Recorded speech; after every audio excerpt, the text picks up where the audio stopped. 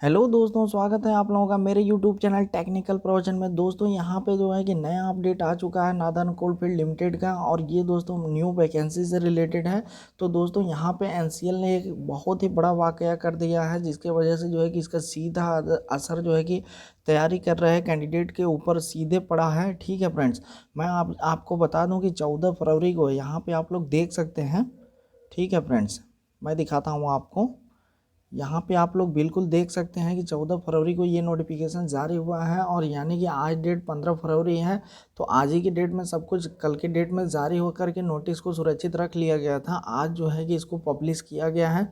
तो मैं आपको बता दूं दोस्तों, आज जो है कि दे दनादन एनसीएल जो है कि कई नोटिस जारी कर चुका है। सबसे पहले तो वेटिंग लिस्ट की आई है, तो जिसको मैं अपलोड कर चुका हूँ अपने यूट्यूब चैनल पे, वहाँ से जाके आप लोग देख सकते हैं।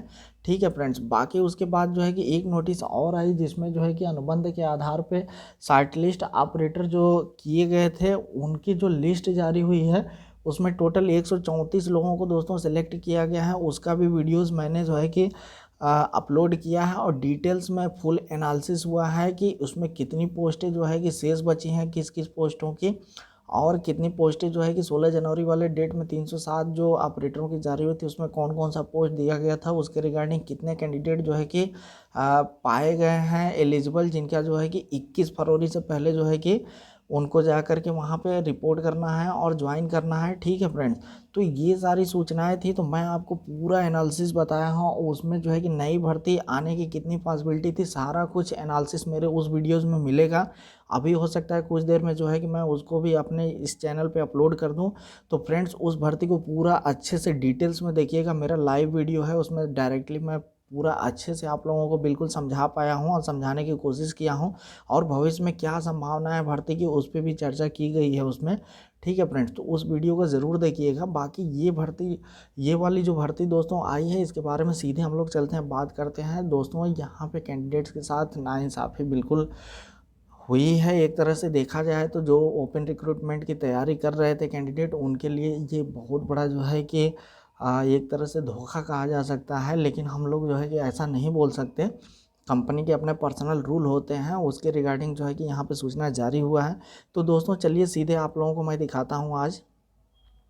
तो देखिए दोस्तों, यहाँ पे दिख रहा है कि urgent need of employees in below mentioned post. ठीक है फ्रेंड्स, तो यहाँ पे सब्जेक्ट में क्या है कि urgent need of employees in below mentioned post, और नोटिस संख्या दिखा देता हूँ दोस्तों। यहाँ पे नोटिस संख्या आप लोग देख लीजिए। नोटिस संख्या दोस्तों है कि 2022/73 के द्वारा जो है कि जारी हुआ है, और जो साइट लिस्ट अनुबंध के आधार पे ऑपरेटरों की नोटिस थी वो यहाँ पे 103 था। ठीक है फ्रेंड्स, तो ऐसे ही कर करके जो है कि नोटिसें जारी हो चुकी हैं। तो यहाँ पे हम देख सकते हैं कि यहाँ पे अर्जेंट रिक्वायरमेंट मांगा गया है कि urgent need of employees below mentioned post. Dear sir, we are in urgent need of employed in below mentioned post. मतलब इसमें बोल रहा है कि हम लोगों को जो है कि एम्प्लॉयज़ की जो है कि अर्जेंटली नीड है और आवश्यकता है। It is requested that application आप एनी परमानेंट। ठीक है फ्रेंड्स, इसमें दिखा रहा है कि जो है कि कोई भी रिक्वेस्ट किया जाता है कि कोई भी permanent employee who possesses necessary qualification and fulfil eligibility, जो निर्धारित जो है कि योग्यता और जो है कि शिक्षा धारण करता है, may be invited considering their candidature for below mention post. यानी कि वो जो है कि ये जो नीचे पोस्ट दिए गए हैं उनके लिए जो है कि ये आमंत्रित किया जाता है। तो दोस्तों देख सकते हैं यहाँ पे पहला पोस्ट जो है ड्रैग लाइन ऑपरेटर का है। अब ये दोस्तों मैं बता दूं कि ये वैकेंसी जो है कि ओपन रिक्रूटमेंट आने वाली थी, लेकिन फ़िलहाल इसको डिपार्टमेंटल कर दिया गया है अर्जेंट नीड के लिए। अब समझ से सब चीज़ें बाहर होती जा रही हैं। ठीक है फ्रेंड्स, ओपन कैंडिडेट के लिए ये बहुत ही दुख भरी घटना हो सकती है। ठीक है, तो यहाँ पे हम देख सकते हैं track line operator excavation category C में जो पोस्ट है, इसके लिए मेट्रिकुलेशन आईटीआई जो है कि योग्यता रखा गया है, जो कि होता है। इसमें दिखा रहा है एलिजिबिलिटी क्राइटेरिया में क्या क्या है।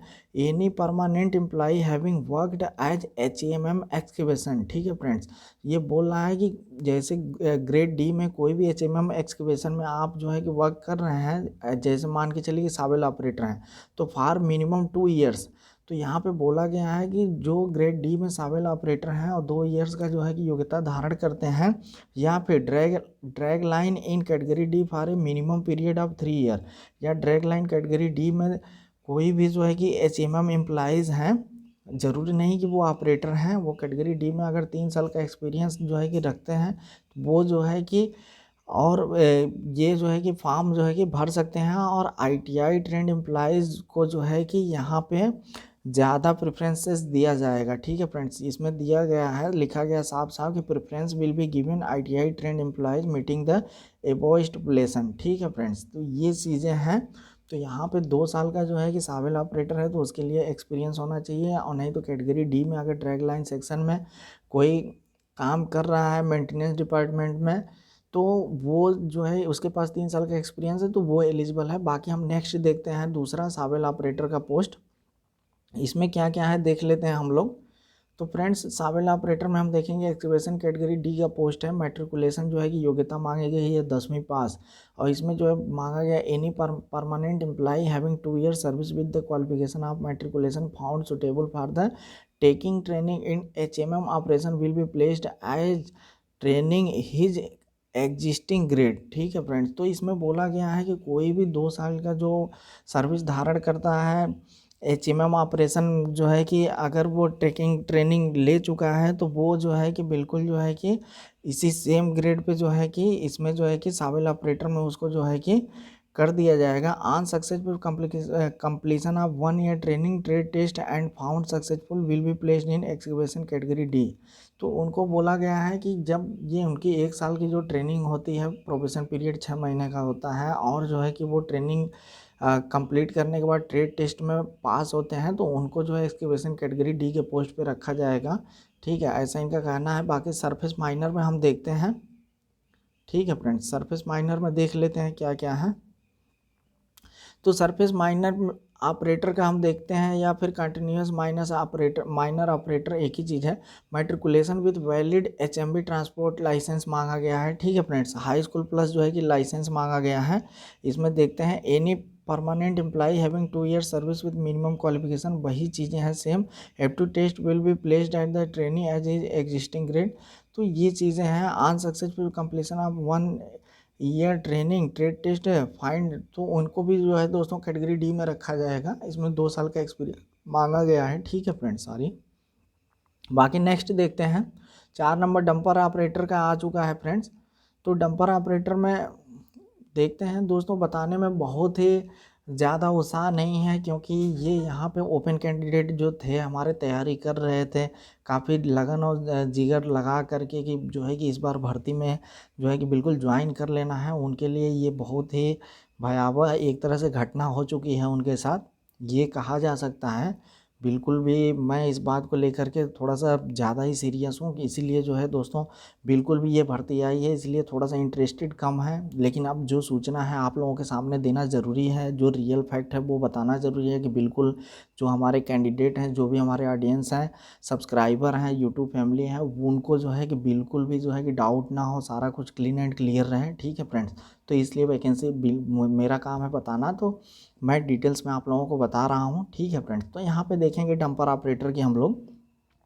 डंपर ऑपरेटर में फ्रेंड्स जो है कि योग्यता में 8वीं पास मांगा गया है और हैवी लाइसेंस मांगा गया है, और वही चीज़ें हैं। अगर कोई भी परमानेंट एम्प्लॉई है और 1 साल का जो है कि सर्विस जो है कि कर चुका है पूरा, 8वीं स्टैंडर्ड पास है, और जो है कि ट्रेनिंग के लिए सूटेबल पाया जाता है HMM ऑपरेशन में, तो उसको जो है कि एक्सकवेशन ग्रेड डी में जो है कि कंप्लीट होने के बाद रखा जाएगा। सेम चीज़ें वही हैं। तो इसमें दोस्तों मैं बता दूं कि डंपर ऑपरेटर में 1 साल का एक्सपीरियंस मांगा गया है। बाकी ऊपर की जो पोस्टें हैं सरफेस माइनर, सावेल और ड्रैग लाइन में 2 साल का एक्सपीरियंस मांगा गया है। बाकी ड्रैग लाइन के लिए जो यहाँ पे बात करते हैं, ये अब आते हैं हम लोग आगे बढ़ते हैं। डोजर ऑपरेटर के लिए 8वीं क्लास प्लस हैवी लाइसेंस है दोस्तों, वही 1 साल का एक्सपीरियंस मांगा गया है। और ये दोस्तों मैं बार बार बताऊंगा डिपार्टमेंटल वैकेंसी है, इसमें ओपन कैंडिडेट के बच्चों के लिए कोई ऑप्शन नहीं है।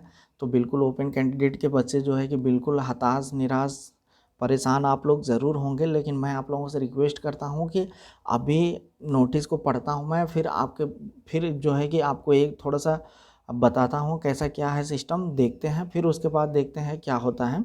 तो यहाँ पे देखते हैं पे लोडर का है तो 8वीं पास प्लस हैवी लाइसेंस है। इसको दोस्तों जो है कि 2 ईयर का एक्सपीरियंस मांगा गया है। तो मैं आपको बता दूं कि डोजर और डंपर के लिए सिर्फ 1 साल का एक्सपीरियंस मांगा गया है।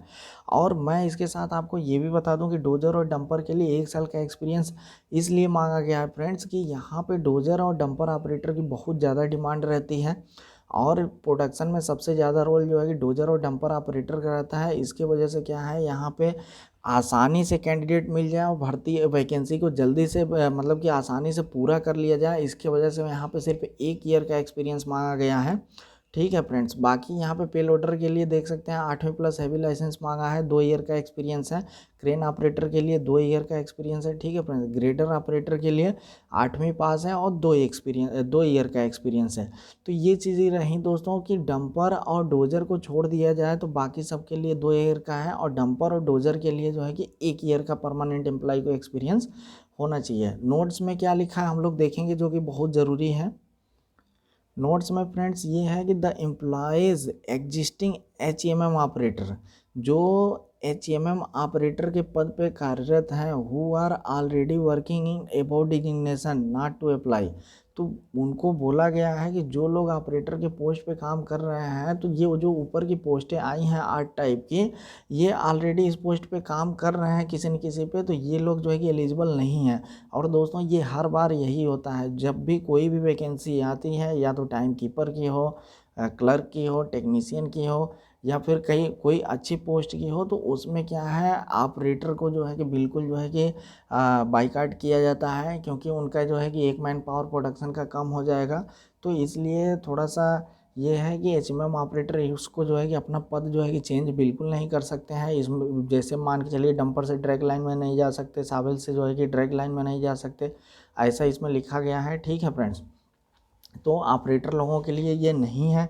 बाकी आगे की सूचना हम लोग देखते हैं, वीडियो को ज़्यादा लंबा नहीं खींचेंगे। तो एप्लीकेशन में भी फॉरवर्डेड प्रिस्क्राइब्ड फॉर्मेट, तो ये जो नीचे फॉर्मेट दिया गया है, ये जो है कि attach to this office before 28 February. तो ये दोस्तों यहाँ पे हम देख सकते हैं कि 28 फरवरी से पहले क्या करना है, इनको सबमिट करना है। और ड्यू नोटिस में भी given to all employees from the area unit. ये सभी जो NCL की 10 प्रोजेक्ट हैं, ये सबके लिए जो है कि सूचना है 28 फरवरी से पहले हर हालत में जो है कि फॉर्मेट जो नीचे दिया हुआ है, अभी मैं दिखाऊंगा आपको, उसमें 28 फरवरी से पहले मेंशन करके सारा कुछ सबमिट कर देना है ऑफिस में। ठीक है फ्रेंड्स, मतलब ऑफिस बोले तो स्टाफ अधिकारी के पास। और यहाँ पे देख सकते हैं ये जो है कि फॉर्मेट है, आवेदक का नाम वगैरह है, नियुक्ति की तिथि है, थोड़ा बहुत डिटेल मांगा गया है, अभ्यर्थी के हस्ताक्षर हैं, ये चीज़ें हैं। Certificate by the project unit area का है, प्रमाणित किया जाता है कि आवेदक द्वारा भरे गए विवरण का मिलान उनके सेवा पुस्तिका यानी कि सर्विस शीट से कर लिया गया है। ये सब भरने के बाद दोस्तों जो है कि हमारे पर्सनल ऑफिस में सारा डिटेल जाएगा, वहाँ से सर्विस शीट से भरा जाएगा। उसके बाद जो है कि प्रमाणित एक जो वहाँ के ऑफिसर नियुक्त होते हैं, वो प्रमाणित करेंगे कि सारा कुछ सूचनाएं जो है कि मेल खाते हैं, और जो है कि स्टैंप लगा के जो है कि वो फिर हेडक्वार्टर पे डिटेल्स में मेल कर देंगे या भेज देंगे, उनकी जिम्मेदारी है। ठीक है फ्रेंड्स, तो ये रही सूचनाएं। अब मैं आपको बताता हूँ ये चीज़ें कि ये भर्ती जो है कि क्यों निकली है। ये भर्ती दोस्तों इसलिए निकली कि जो मैंने आपको बताया था पिछले, अभी जो एक वीडियो तुरंत अपलोड करूंगा, मैं पूरा एनालिसिस किया है, जितनी पोस्टें बच गई थी 173 पोस्टें बची हुई थी फ्रेंड्स, उन्हीं पोस्टों को भरने के लिए यहाँ पे जो है कि ये रिक्रूटमेंट इमरजेंसी में निकाला गया है। लेकिन दोस्तों यहाँ पे अगर ऐसा हो सकता था कि 173 प्लस 200-300 पोस्टें और ऐड करके जो है कि ओपन रिक्रूटमेंट जारी की जा सकती थी, लेकिन अब माननीय प्रबंधन पे पता नहीं कैसा दबाव आया, हो सकता है कोल इंडिया स्तर पे हो या कंपनी के ऐसा पॉलिसी में आ गया हो, क्योंकि अब ज़्यादा कुछ नहीं बोलना चाहेंगे, कंपनी की कुछ पर्सनल चीज़ें होती हैं, उसके विरोध में जाना सही नहीं है। तो क्या है, कंपनी का एक थोड़ा सा ये हो गया है कि नए एम्प्लॉय को जो है कि नियुक्ति करेंगे तो कंपनी पे वित्तीय दबाव पड़ेगा, जिसके वजह से जो है कि कंपनी को थोड़ा बहुत नुकसान का सामना करना पड़ेगा। तो कंपनी क्या कर रही है, अपने मैन पावर को ही इसी में एडजस्ट करके सोच रही है कि इसी से हमारा प्रोडक्शन पूरा हो जाए और नए वित्तीय दबाव भी ना पड़े। तो ये कंपनी की पॉलिसी है। अब ये पॉलिसी कहाँ से आ रही है, क्यों आ रही है, ये समझ से परे है। ठीक है फ्रेंड्स, तो ये रही इन्फॉर्मेशन। बाकी जैसे कोई नया अपडेट आता है बिल्कुल मैं आप लोगों को इन्फॉर्म करने वाला हूँ। ठीक है फ्रेंड्स, अब मैं आपको बता दूँ कि 28 फरवरी का लास्ट डेट है, तो हम लोग मान के चलेंगे कि जो कुछ भी होना होगा मार्च एंड तक हो जाएगा। हो सकता है कि मार्च एंड के बाद हम लोगों को कुछ नई सूचना मिले, तो जो है कि मैं बिल्कुल जैसे ही मुझे कोई नई सूचना मिलेगी बिल्कुल आप लोगों के सामने मैं अपडेट करता रहूँगा। ठीक है फ्रेंड्स, बाकी मिलते हैं नेक्स्ट वीडियोज़ में नेक्स्ट अपडेट के साथ। Thanks friends.